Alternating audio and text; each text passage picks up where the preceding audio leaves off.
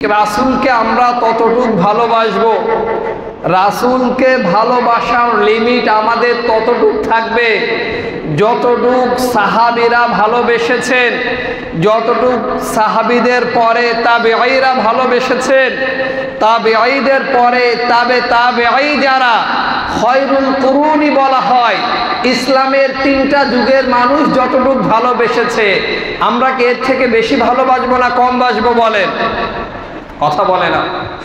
তারা যতটুক বেসেছে তার থেকে বেশি বাসার সুযোগ আছে? বলেন, সুযোগ আছে। কারণ হচ্ছে মা থেকে যদি মাসির দরদ বেশি হয় তাহলে তাকে মা বলে না, সে হয়ে যায় ডাইনি। কি হয়ে যায় বলেন?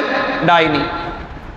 আপনারা সবাই জানেন এটা আরবি কি মাস? বলেন, এটা আরবি কি মাস? সর্বনাশ, এটা আরবি কি মাস বলতে পারেন না আপনারা? রবিউল আউয়াল মাস। কি মাস বলেন? রবিউল আউয়াল। হায়রে জিল্লতি, হায়রে হতভাগা জাতি। আমার 15ই আগস্ট মনে থাকে, 26শে মার্চ মনে থাকে, 21শে ফেব্রুয়ারি মনে থাকে। এই ভূপৃষ্ঠকে আল্লাহ তাআলা যে রহমত দ্বারা আলোকিত করলেন, যে মানব দ্বারা যে মানুষ অন্ধকারের মধ্যে নিমজ্জিত ছিল, যার দ্বারা হিদায়াতের পথে মানুষকে ঘুরাই দিলেন, জাহান্নামমুখী মানুষকে যেভাবে জান্নাতের দিকে ঢুকাই দিলেন, সেই মানুষকে আল্লাহ তাআলা যে মাসে দুনিয়াতে পাঠাইছে সেই খবর আমি আপনি রাখতে পারলাম না। এটা বড় জিল্লতির বিষয়, বড় পরিতাপের বিষয়। বলে নাউজুবিল্লাহ। এটা কি মাস বলেন? এটা কি মাস? রবিউল আউয়াল মাস। কি মাস বলেন? রবিউল আউয়াল। এই মাসে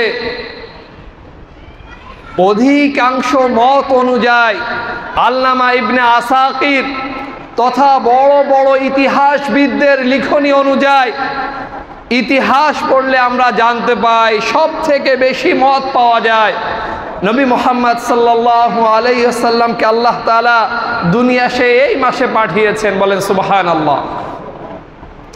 রমজান মাসেরও একটা তারিখ পাওয়া যায় সাহাবী থেকে।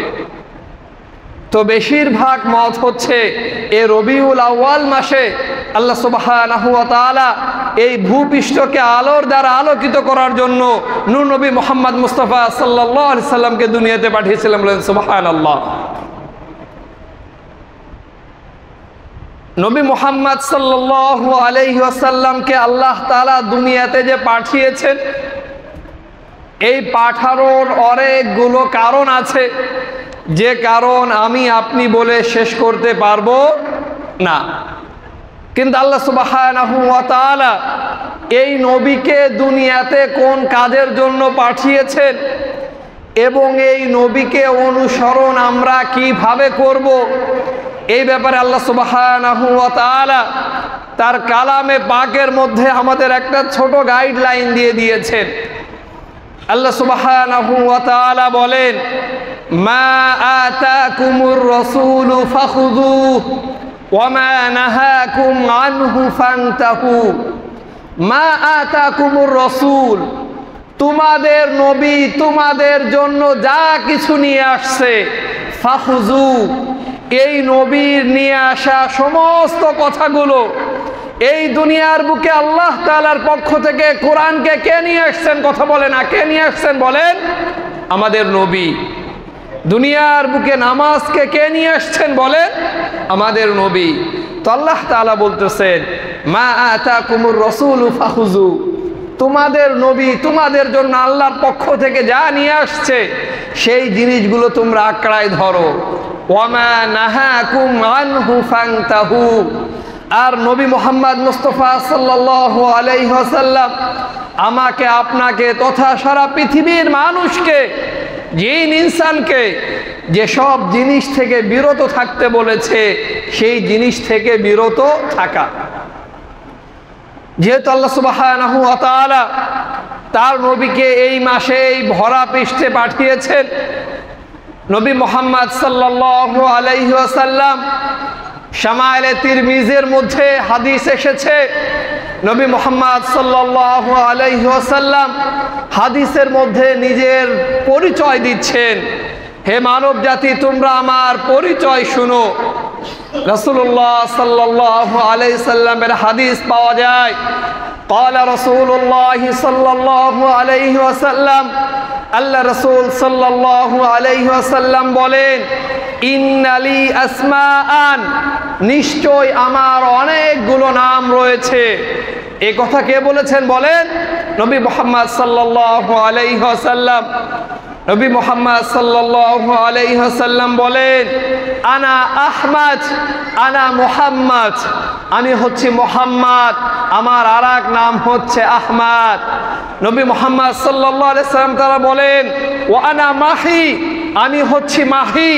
মাহি বলা হয় ওই ব্যক্তিকে, মাহি বলা হয় ওই লোককে যে ব্যক্তি মানুষের মধ্যে ঈমান এবং কুফরের মধ্যে পার্থক্য সৃষ্টি করে দেয়। নবী মুহাম্মদ মুস্তাফা সাল্লাল্লাহু আলাইহি সাল্লাম দুনিয়ার বুকে এসে মক্কার মুশরিকদেরকে, মক্কার কাফেরদেরকে ঈমান এবং কুফরের মধ্যে পার্থক্য সৃষ্টি করে দিয়েছেন। নবী মুহাম্মদ সাল্লাল্লাহু আলাইহি সাল্লাম বলেন, আনা হাশির, আমার নাম হচ্ছে হাশির, তথা সমস্ত মানুষকে এক কদমের নিচে, এক কালিমা তলে, এক আল্লাহ তাআলা তাওহীদের নিচে একত্র করার জন্য আল্লাহ তাআলা আমার নাম রেখেছেন হাশির। অন্য হাদিসে পাওয়া যায়, হযরত জাবের রাদিয়াল্লাহু তাআলা হাদিসটা বর্ণনা করেন, তিনি বলেন, লাকিতুন নবী সাল্লাল্লাহু আলাইহি ওয়াসাল্লাম ফি তুরুকিল মদিনা, আমি মদিনার কোন এক অলিগলিতে রাসূলুল্লাহ সাল্লাল্লাহু আলাইহি ওয়াসাল্লামের সাথে চলতেছিলাম।